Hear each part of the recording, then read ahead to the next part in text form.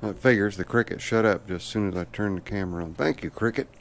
I'm sure it'll kick back up again.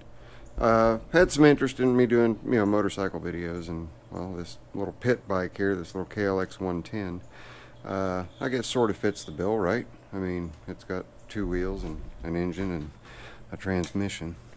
Let's see if she'll kick over here.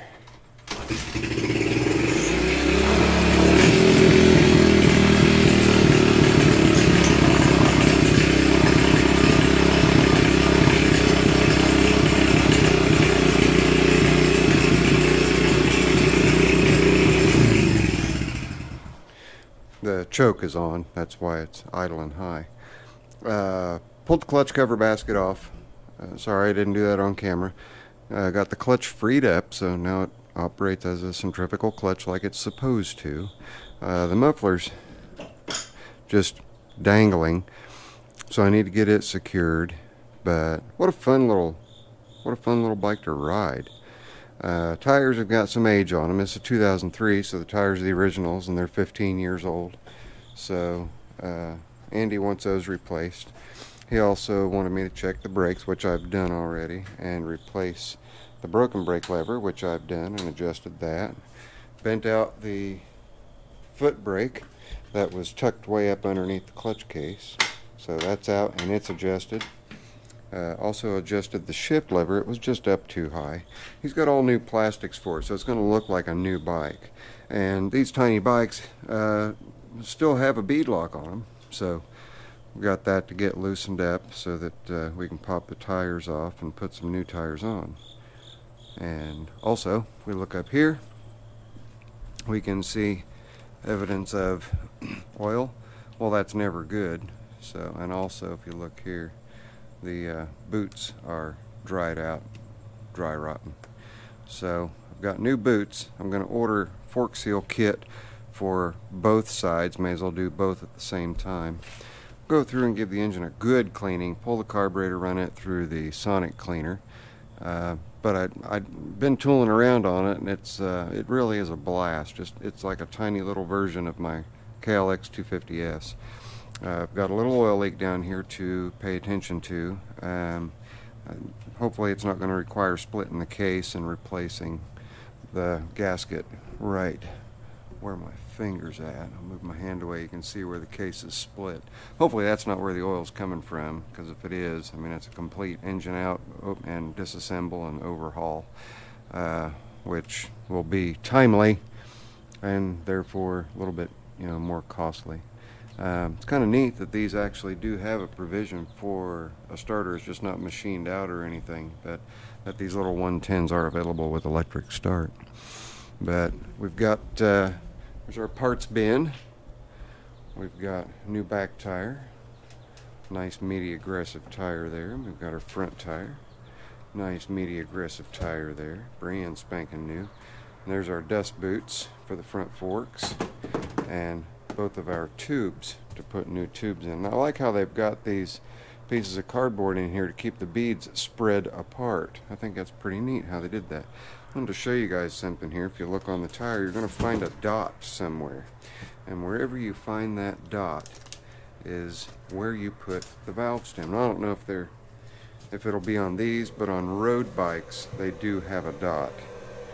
But we're going to balance these tires as well. And when we balance them,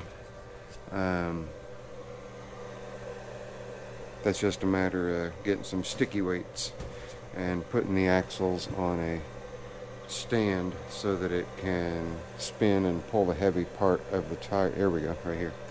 That's where our valve stem needs to go, right there. I was looking and looking and looking. It's just not as obvious as most. Take a look on this one, see if we can find it here. And I'm not seeing it around that side. We'll check this side. Where's our little mark? Where's our mark? Anybody see it and I'm just missing it? But anyway, they will have marks on them. I might have just missed it on this side. Let me check again.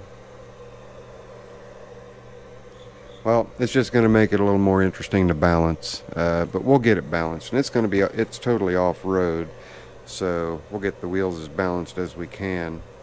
And like I say, we're just going to clean it all up, make sure that we've got the leak taken care of, get the muffler secured down the way it's supposed to be secured down.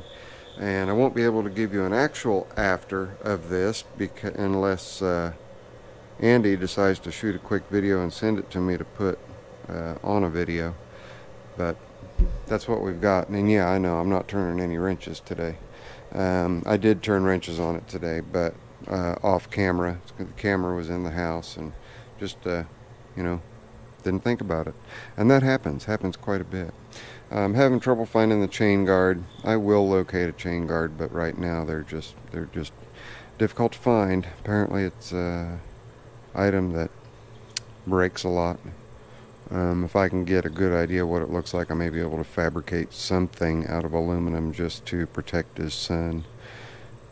Some aluminum diamond plate on there would look pretty good, wouldn't it?